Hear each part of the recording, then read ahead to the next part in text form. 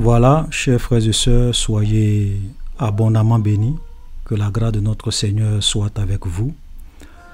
Aujourd'hui, nous allons vraiment parler d'un verset.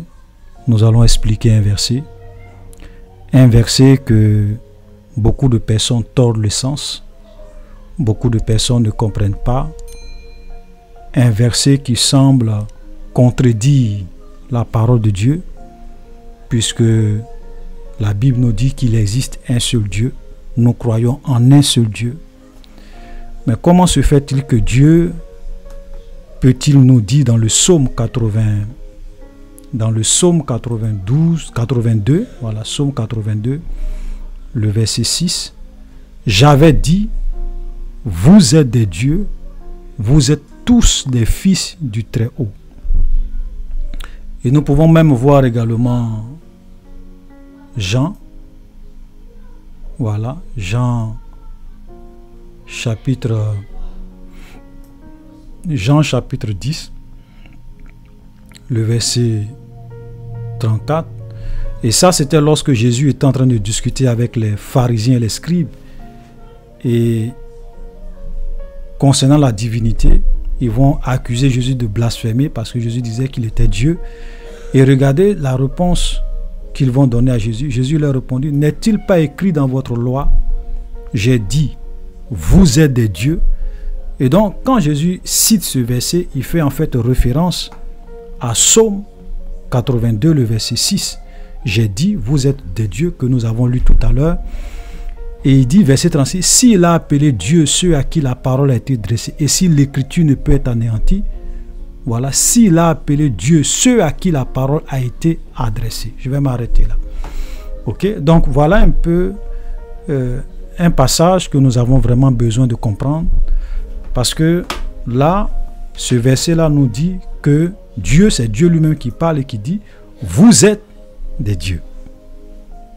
Donc beaucoup d'hommes de Dieu, ou bien certains hommes de Dieu aujourd'hui, enseignent la doctrine des petits dieux. Ils disent aux chrétiens que les chrétiens sont des dieux. Ils sont des divinités, ils sont des dieux. Parce que voilà ce que Psaume 82, le verset 6 dit. Dieu lui-même dit que nous sommes des dieux. Donc comment comprendre ce verset? Est-ce que réellement nous les chrétiens, nous les hommes, nous les enfants de Dieu, nous les fils de Dieu, est-ce que nous sommes des dieux? Est-ce que nous sommes des divinités? Voilà la question à laquelle nous allons répondre aujourd'hui. Chers frères et sœurs, vous savez, c'est malheureux de le dire, l'Église est dans une confusion totale.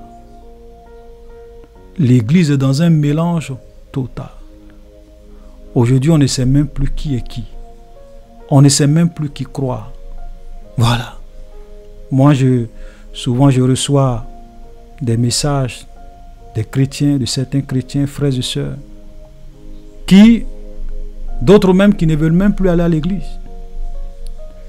Parce que il y a tellement de confusion. Il y a tellement de messages contradictoires. Il y a tellement de paroles contradictoires. L'autre va dire ça, l'autre va dire ça, l'autre va dire... Arrivé un moment, on se perd, on ne sait même plus qui dit la vérité. Et Satan s'est arrangé pour que l'Église soit dans cette confusion. Pour que la voix de la vérité soit calomniée. Pour perdre les âmes. Jésus a dit qu'à la fin des temps, plusieurs faux prophètes se lèveront. Et ils vont séduire beaucoup de personnes.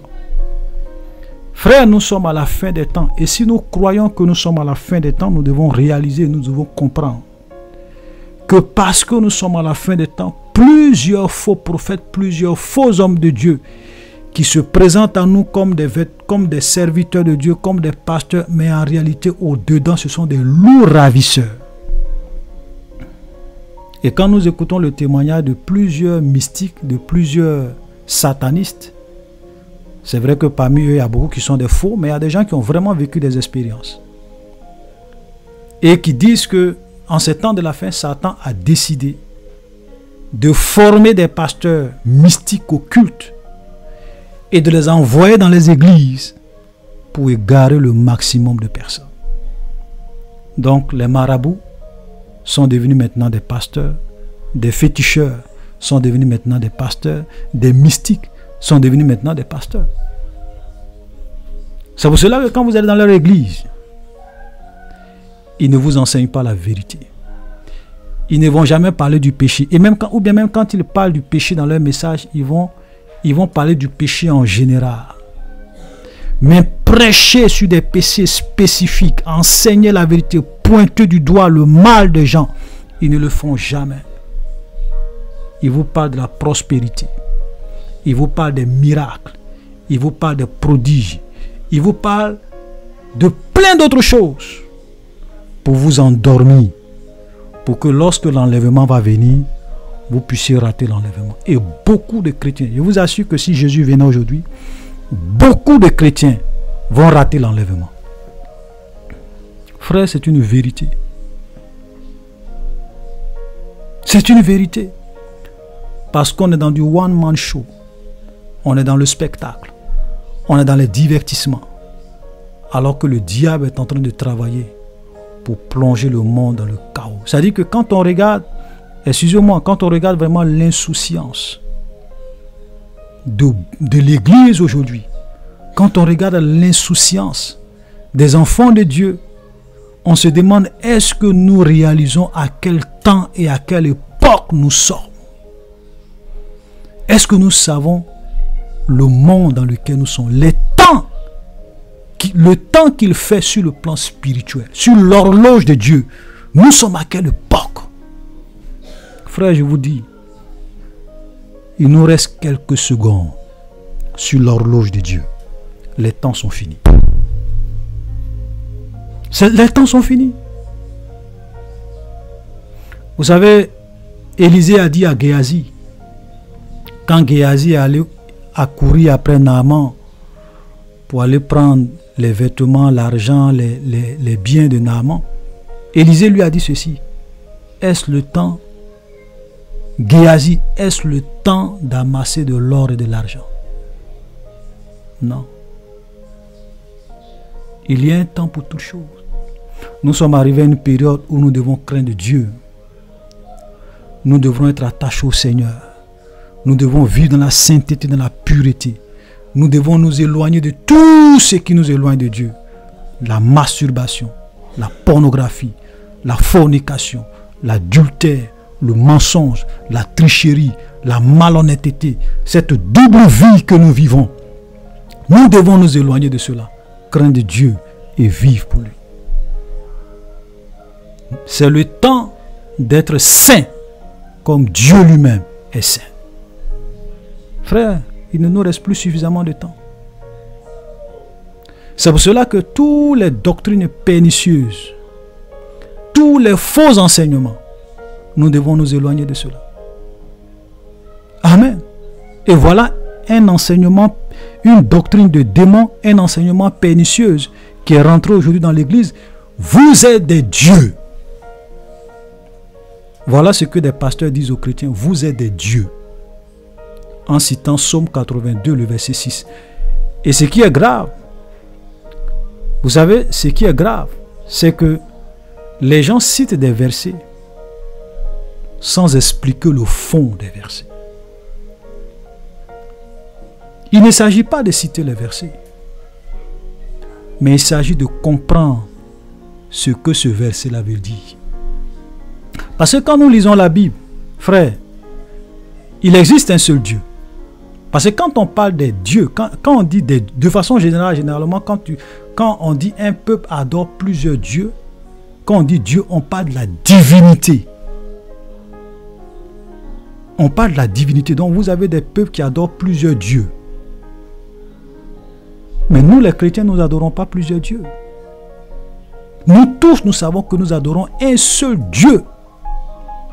Et donc, si nous adorons un seul Dieu, la question qu'un vrai chrétien doit se poser, c'est que quand la Bible dit que nous sommes des dieux, de quoi la Bible parle? Ou bien quand Dieu dit vous êtes des dieux, de quoi Dieu parle? Dans quel contexte et dans quelles circonstances Dieu a dit que nous sommes des dieux. Est-ce que quand Dieu dit que nous sommes des dieux, est-ce que Dieu est en train de dire par là que nous sommes des divinités? Ou bien ça veut dire autre chose? Chers frères et sœurs, quand nous lisons, regardez, quand nous lisons Ésaïe chapitre 37, le verset 16, l'Éternel des armées, Dieu d'Israël, assis sur les chérubins, c'est toi qui es le seul Dieu de tous les royaumes de la terre. C'est toi qui as fait les cieux et la terre. On dit c'est toi qui es le seul Dieu de tous les royaumes de la terre. Deutéronome 6, le verset 4. Écoute Israël. Deutéronome 6, verset 4. Écoute Israël, l'Éternel notre Dieu est le seul éternel. Il est le seul Dieu. Et quand nous venons un verset, c'est vrai qu'il y a beaucoup de versets, mais nous allons juste lire, je cite seulement quelques passages, parce qu'il y a d'autres versets. Jacques 2, ça c'est le Nouveau Testament, Jacques 2, le verset 19. Tu crois qu'il y a un seul Dieu? Tu fais bien. Les démons le croient aussi et ils tremblent. Tu crois qu'il y a un seul Dieu? Tu fais bien. Les démons le croient aussi et ils tremblent. Tous ces passages, il y en a d'autres, montrent en réalité que les chrétiens, que les enfants de Dieu, que le peuple juif, le Dieu d'Israël, le Dieu de Jacob, le Dieu d'Abraham, pardon, le Dieu d'Isaac et le Dieu de Jacob, il est le seul vrai Dieu, il est la seule divinité. Il n'y a pas deux divinités, il y a une seule divinité. Nous n'adorons pas plusieurs dieux, nous adorons un seul Dieu et il existe un seul Dieu, pas deux. Frères, vous comprenez? Donc, comment nous pouvons comprendre ce verset de Psaume 82, le verset 6?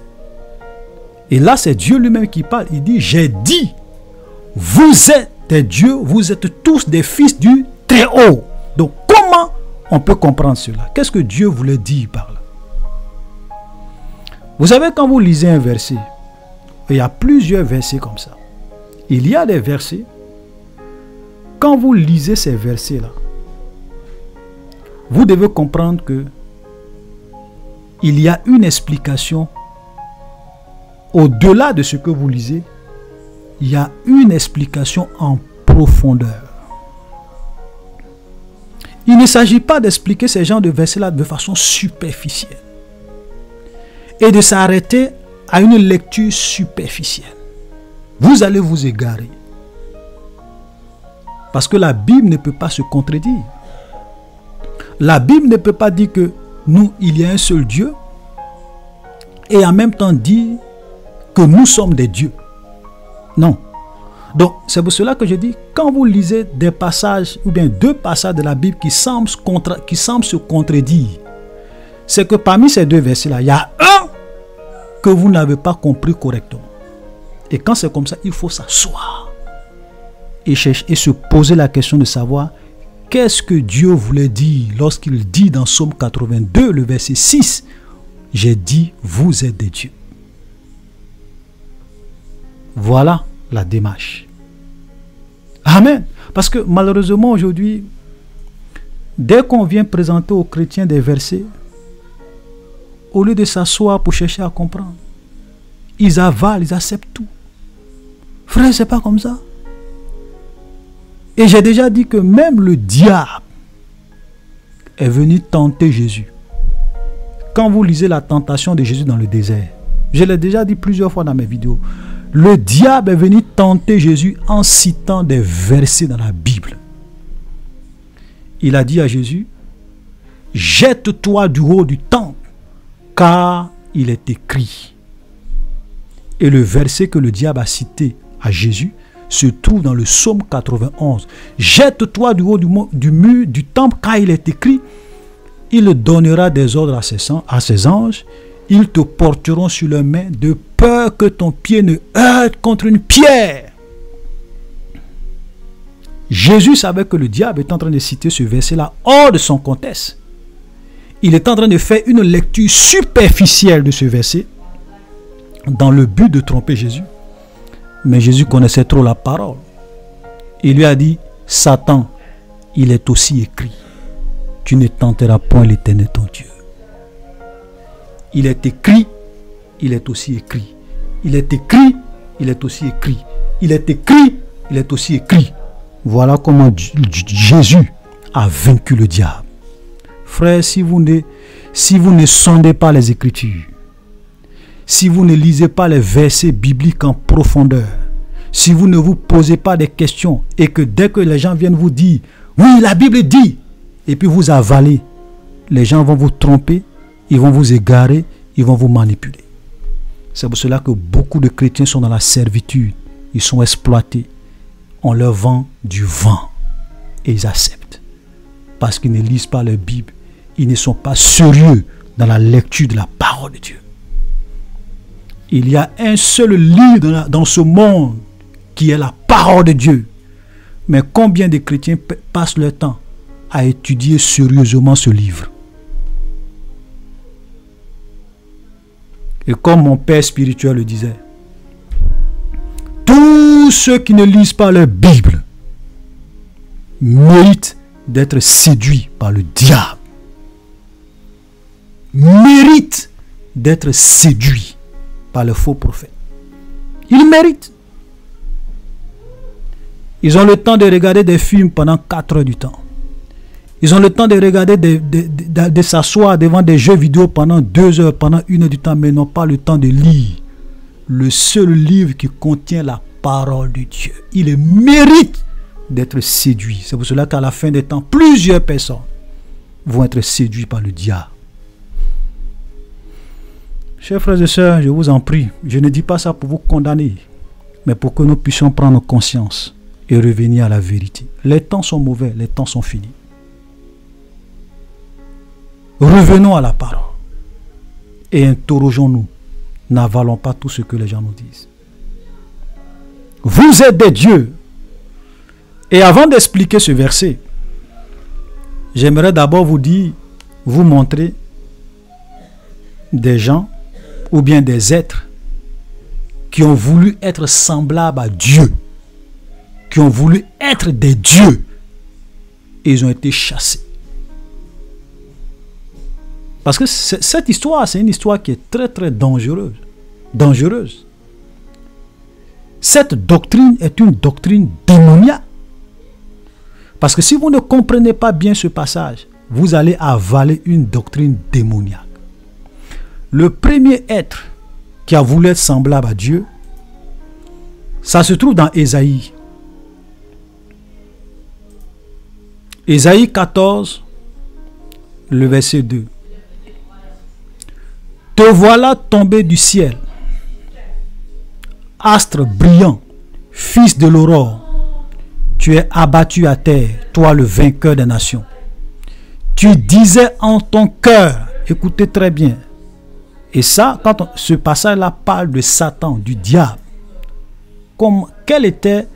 Pourquoi le diable a été chassé du ciel? Parce qu'il a voulu être semblable au Très-Haut. Regardez, tu disais dans ton cœur, je monterai au ciel, premier jeu. J'élèverai mon trône au-dessus des étoiles de Dieu, deuxième jeu. Je m'assiérai sur la montagne de l'assemblée, troisième jeu. À l'extrémité du septentrion. Je monterai sur le sommet des nues, quatrième jeu. Je serai semblable au Très-Haut, cinquième jeu. Je serai semblable au Très-Haut. En un mot, je serai semblable à Dieu. Je serai là une divinité. Et puis Satan a été chassé du ciel. Parce qu'il a voulu être semblable à qui? À Dieu. Donc voilà le premier être. Un chérubin protecteur. Satan le diable. Que souvent les gens appellent, qu'on appelle généralement Lucifer. Qui a été chassé du diable. Pourquoi? Parce qu'il voulait être Dieu. Deuxième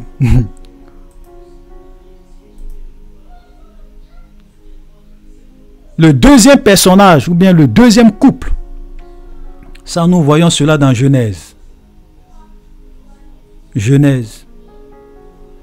Frère, faisons beaucoup attention. Genèse chapitre 3, ça c'est lorsque Dieu a créé l'homme. Et Dieu a dit, créons l'homme à notre image, selon notre ressemblance, qu'il domine sur tout, qu'il règne sur tout. Dieu l'a mis dans un jardin d'Éden, un paradis terrestre. Et regardez ce que le diable va venir leur proposer. Alors le serpent dit à la femme,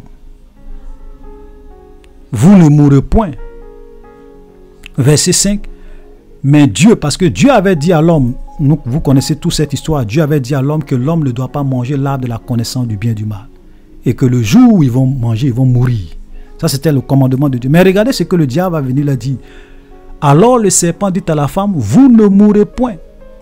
Mais Dieu sait que le jour où vous en mangerez, vos yeux s'ouvriront et que vous serez comme des dieux, connaissant le bien et le mal. Frère, vous comprenez? Après le diable, Satan a été chassé du ciel parce qu'il voulait sembler à votre. Il vient maintenant faire une proposition à l'homme. Il dit non, vous allez être comme des dieux. Ce même message que les gens aujourd'hui enseignent dans les églises, vous êtes des dieux. C'est ce que Satan est venu dire à l'homme. Vous allez être comme des dieux, connaissant le bien et le mal. Et qu'est-ce qui s'est passé? Quand l'homme a obéi, quand l'homme a voulu être comme Dieu, il a été chassé du ciel. Pardon, il a été chassé du jardin d'Éden. Chassé! Et l'homme qui devrait vivre éternellement, et l'homme qui devait réellement, qui avait toute la domination sur toute la terre, qui régnait, qui gouvernait, parce que Dieu lui avait donné gloire et autorité sur toute la terre, l'homme a été déchu, l'homme a été chassé. Parce que Satan est venu lui vendre un message, est venu lui donner, lui faire croire un message démoniaque, être semblable, être des dieux, connaissant le bien et le mal. Et l'homme a perdu sa place. Vous comprenez? Frère, vous comprenez? Même lorsque nous lisons Ézéchiel concernant le prince de Tyr, Ézéchiel 28, le verset 2, Fils de l'homme, dis au prince de Tyr, ainsi parle le Seigneur l'Éternel, ton cœur s'est élevé, et tu as dit, je suis Dieu, je suis assis sur le siège de Dieu au sein des mers. Toi, tu es homme et non Dieu. Donc Dieu va dire au prince de Tyr, écoute, tu es un homme, tu ne peux pas être Dieu, tu n'es pas la divinité. Donc Satan voulait être comme Dieu, il a été chassé. L'homme a voulu être comme Dieu, il a été chassé. Frères, faisons attention. Donc, vous voyez très bien que ce message d'être des dieux, ça ne date pas d'aujourd'hui. C'est le premier message que le diable est venu dire à l'homme. C'est l'une des doctrines pernicieuses et diaboliques que Satan est venu prêcher à l'homme dans le jardin d'Éden. Et l'homme a mordu. Et vous avez beaucoup de chrétiens aujourd'hui qui se prennent pour des dieux. Vous avez des pasteurs qui viennent dire aux chrétiens qu'ils sont des dieux. Et ils acceptent. Même chose comme le diable est venu dire à l'homme que vous allez être comme des dieux. J'écoutais même un pasteur. Je ne vais même pas dire son nom parce que je n'ai pas envie de dire son nom. Qui dit non, la prière, c'est le fait que l'homme donne la permission à Dieu pour agir sur la terre. Et que sans la permission de l'homme, sans la prière, sans que l'homme ne donne la permission à Dieu, Dieu ne peut rien faire sur la terre. Rien. Et j'étais là, je voyais des chrétiens qui acclamaient. La prière, c'est la permission que l'homme donne à Dieu pour que Dieu puisse agir dans sa vie, pour que Dieu puisse agir sur la terre, dans sa juridiction qui est sur la terre. Et que Dieu ne peut rien faire sans que l'homme ne lui donne la permission. Boy! C'est terrible. Hein? Et les chrétiens sont là. Ils avalent. Quand Dieu créait le ciel et la terre, il a demandé la permission à qui? Quand Dieu maudissait l'homme dans le jardin d'Éden, malgré qu'il lui a donné toute l'autorité, il lui a donné domination, il a demandé la permission à Adam. Quand Dieu a envoyé le déluge sur la terre au temps de Noé pour détruire le monde, il a demandé la permission à qui? Quand Dieu a détruit Sodome et Gomorrhe, il a demandé la permission à qui? Même Abraham est venu plaider. Il dit, Seigneur, est-ce que si tu trouves 10 justes à Sodome, est-ce que tu vas détruire Sodome et Gomorrhe? Dieu dit, non, si je trouve 10, mais il n'y a pas 10 justes, donc je vais détruire. Et Dieu a détruit Sodome et Gomorrhe. Il a demandé la permission à qui? Dieu est souverain. Il fait ce qu'il veut. Il n'a de compte à rendre à personne. Personne. Quand Dieu, dans sa préscience, a fixé la fin du monde, il a demandé la permission à Dieu. À qui? À l'homme? Jamais. Tu n'es que poussière et tu retourneras à la poussière. Voilà ce que Dieu a dit. Il dit à l'homme, homme, tu n'es pas Dieu. Il ne faut pas penser que tu es une divinité. Tu n'es que poussière et tu retourneras à la poussière. Frère, il faut qu'on explique les choses. Maintenant, nous allons expliquer. Qu'est-ce que nous devrons entendre lorsque Dieu dit « Vous êtes des dieux » ?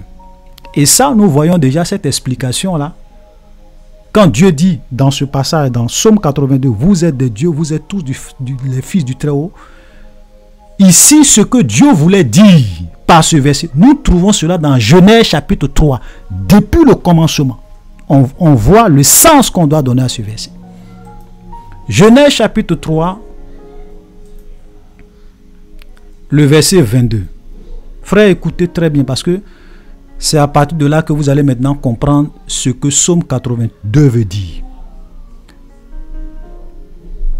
C'est vrai que Dieu a dit à l'homme, quand l'homme a péché, Dieu a dit à l'homme, tu es maudit, tu es poussière, tu retourneras à la poussière, c'est la sueur de ton front, tu vas manger. Mais voilà ce que Dieu va dire à l'homme. Dieu va dire, dans Genèse chapitre 3, le verset 22. L'Éternel Dieu dit, voici l'homme est devenu comme l'un de nous. Écoutez-moi très bien. Voici l'homme est devenu comme l'un de nous.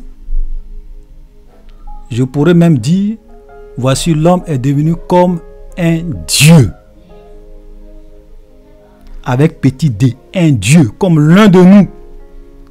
Mais dans quel domaine, dans quel contexte, dans quelles circonstances l'homme est devenu comme l'un de nous, comme Dieu? Pour la connaissance du bien et du mal. C'est tout. L'homme est un Dieu pour la connaissance du bien et du mal. Vous savez, quand le diable a tenté l'homme, il lui a dit, vous allez être comme des dieux, connaissant le bien et le mal. Voilà le domaine dans lequel Dieu considère les hommes comme des dieux. Simplement, pas en tant que des divinités. Pas en tant que des dieux, en tant que des divinités, non.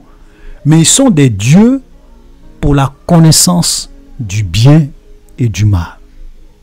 En un mot, les hommes maintenant peuvent par eux-mêmes savoir ce qui est bien, ce qui est mal. Ils ont cette capacité-là de désormais connaître à un certain niveau que ça c'est bien, que ça c'est mal. Dans ce sens-là, ils sont comme des petits dieux, pas des divinités. Ils sont comme des petits dieux dans le domaine de la connaissance du bien et du mal. C'est un peu comme un professeur de mathématiques qui enseigne, par exemple, qui enseigne les mathématiques. Il y a plusieurs opérations mathématiques. Et puis il dit, dans le domaine des soustractions, cet élève est comme un professeur. Parce qu'il a tellement bien compris la soustraction qu'il est même capable de l'expliquer aux autres. Donc, quand je vais venir parler de la soustraction, Je vais le laisser vous expliquer la soustraction. Moi, je vais m'asseoir et puis il va vous expliquer la soustraction parce qu'il comprend très bien. Il est comme un professeur dans le domaine des soustractions. Mais est-ce que quand un professeur dit ça, ça veut dire que cet élève-là, c'est un professeur? Non. Non. C'est simplement une comparaison. C'est simplement que il lui dit, dans ce domaine spécifique-là, il a les capacités d'enseigner, de discerner, de faire des choses comme s'il était un professeur. Vous comprenez? Donc, dans le domaine de la connaissance du bien et du mal, l'homme est comme un petit Dieu. C'est pour cela que quand vous allez chez n'importe quel peuple, ils n'ont pas besoin de venir lire la Bible. Ils savent que voler là, c'est pas bon. Ils savent que tuer là, c'est pas bon. Ils savent que chercher la femme de ton ami, c'est pas bon. Ça, c'est la connaissance du bien et du mal de façon générale qui est dans le cœur de chaque être humain. Vous savez, la notion du bien et du mal se définit par rapport à Dieu seul. C'est Dieu seul qui dit ce qui est bien, c'est Dieu seul qui dit ce qui n'est pas bien. Le péché se définit par rapport à l'être suprême qui est Dieu. Et il a permis à ce que il nous a permis d'avoir en nous cette capacité de pouvoir discerner ce qui est bien et ce qui est mal. Amen. Et spécifiquement pour nous les chrétiens, spécifiquement pour le peuple juif, ils étaient considérés comme des dieux dans le sens où ils avaient la loi de Dieu. Ils avaient la parole de Dieu. C'est pour cela que quand vous lisez par exemple Jean, quand Jésus reprend le texte de Psaume 82, le verset 6, regardez ce que Jésus dit. Jean 10, le verset 34. Jésus leur répondit, n'est-il pas écrit dans votre loi, j'ai dit, vous êtes des dieux. Si elle, parlant de la loi, si elle a appelé Dieu ceux à qui la parole a été adressée. Vous comprenez? Ça veut dire que on a appelé Dieu ceux à qui la parole a été adressée. Ce n'est pas n'importe qui. Ceux à qui la parole a été adressée. Ok? Puisqu'ils ont la parole de Dieu, puisqu'ils ont la loi de Dieu, puisqu'ils savent ce que Dieu leur a dit est bien, puisque Dieu leur a expliqué dans sa parole ce qui est bien, ce qui est mal, ce qu'ils veulent, ce qu'ils ne veulent pas, ils sont capables de juger selon la justice de Dieu. Ils sont capables de juger comme Dieu. Dans ce sens-là, ils sont comme des petits juges, des petits dieux, parce qu'ils exercent la justice. Ils ont la connaissance de la notion du bien et du mal. Ils ont la pensée de Dieu exprimée dans la parole. En ce sens-là, ils sont des dieux. Mais ça ne veut pas dire qu'ils sont des divinités, frère. Et même quand nous lisons, regardez, on va même lire le psaume 80, le psaume 82 même dans son contexte. Regardez, psaume d'Asaph. Dieu se tient dans l'assemblée de Dieu, il siège au milieu des dieux. Jusqu'à quand, écoutez très bien, jusqu'à quand jugerez-vous avec iniquité? Aurez-vous égard à la personne des méchants? Rendez justice aux faibles et à l'orphelin. Faites droit aux orphelins et aux pauvres. Sauvez le misérable et l'indigent. Délivrez-les de la main des méchants. N'ont-ils ni savoir ni intelligence? Ils marchent dans la ténèbre. Tous les fondements de la terre sont ébranlés. J'avais dit, vous êtes des dieux. Vous êtes tous des filles du Très-Haut. Vous comprenez? Parce que les rois, les juges, les magistrats, les sacrificateurs devaient rendre justice. Parce qu'ils avaient la loi de Dieu. Ils devraient juger. Ils devaient rendre justice aux pauvres, aux orphelins, aux indigents. Comme Dieu le voulait. Comme s'ils étaient à la place de Dieu. Parce qu'ils avaient la connaissance de la parole de Dieu. Donc ils étaient un peu comme des petits dieux pour rendre justice parce qu'ils avaient la connaissance de la justice de Dieu. Mais qu'est-ce qu'eux ils faisaient? C'était le contraire. Ils ne rendaient pas justice. Ils toléraient la méchanceté. Les rois, les juges, les princes faisaient ce qui était mal. Et c'est ça que ça affligeait Dieu. Et Dieu dit, mais moi j'avais dit que vous êtes des dieux. Vous devez rendre justice. Parce que vous avez la parole, vous avez la connaissance, vous avez la Torah. Mais vous mourrez comme des princes quelconques. Pourquoi? Il dit, lève-toi. Et puis regardez, on dit, cependant, vous mourrez comme des hommes, vous tomberez comme un prince quelconque. Qu'est-ce qui fait qu'un homme peut tomber? C'est quoi? C'est le péché. Qu'est-ce qui fait que les hommes s'éloignent de Dieu? Ils sont séparés de Dieu pour l'éternité, c'est le péché. Donc, connaissant ma parole, vous devrez vivre dans la sainteté, vous devez rendre justice, mais vous mourrez parce que vous vivez dans le péché. Frère, voilà l'explication de ce verset. Vous êtes des dieux parce que vous étiez appelés à faire la part des choses entre ce qui est bien et ce qui est mal, à rendre justice. C'est tout. Ce verset ne veut en aucun cas, ce verset ne veut en aucun cas ne veut dire que nous sommes des divinités. Que personne ne vous trompe. L'homme est devenu comme l'un de nous, connaissant le bien et le mal. Voilà l'explication. Frère, vous avez compris? Donc, quand les gens viennent vous dire que vous êtes des dieux, qu'ils vous disent ce que ça veut dire. Vous êtes des dieux pour la connaissance du bien et du mal. Cela ne veut pas dire que vous êtes des divinités.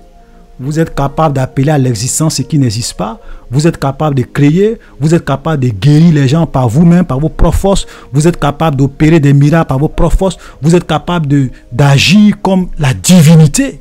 Non. Un Dieu qui tombe malade, il n'est même pas capable de se soigner. Un Dieu qui meurt. Un Dieu qui, le monde dans lequel il est, tout est rempli de confusion. Il n'a même pas le pouvoir de changer les choses. Ça, c'est pas une divinité. L'homme n'est pas une divinité.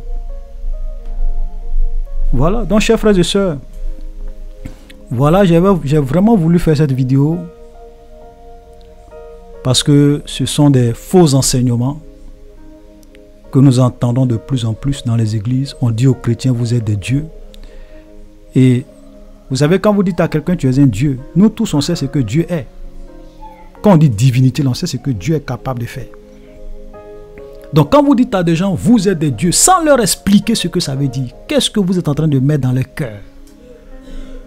La même semence que le diable a sémé dans le cœur de l'homme, vouloir être semblable à Dieu. Donc, chers frères et sœurs, cette doctrine qui consiste à venir dire aux chrétiens qui sont des dieux, c'est une doctrine démoniaque. Voilà. Si on ne vous explique pas exactement ce que cela veut dire, ça devient une doctrine démoniaque et satanique. C'est ce que Satan est venu dire à l'homme. Non, si tu manges, si vous mangez, vous allez être comme des dieux. Voilà. Donc, chers frères et sœurs, faisons beaucoup attention à toutes ces doctrines pernicieuses qui égarent les gens. Nous ne sommes pas des dieux. Nous ne sommes pas des dieux dans le sens de la divinité. Mais on peut nous considérer comme des dieux pour la connaissance du bien et du mal. C'est tout. C'est là, c'est tout. C'est dans ce domaine-là, la connaissance du bien et du mal. Étant des enfants de Dieu, lisant la Bible, ayant la connaissance de Dieu, connaissant la pensée de Dieu au travers de sa parole, nous pouvons connaître ce qui est bien, ce qui est mal, et agir avec justice et équité pour la gloire de Dieu. C'est tout. Amen. Voilà, donc soyez bénis. Nous allons nous arrêter là. Shalom et à la prochaine.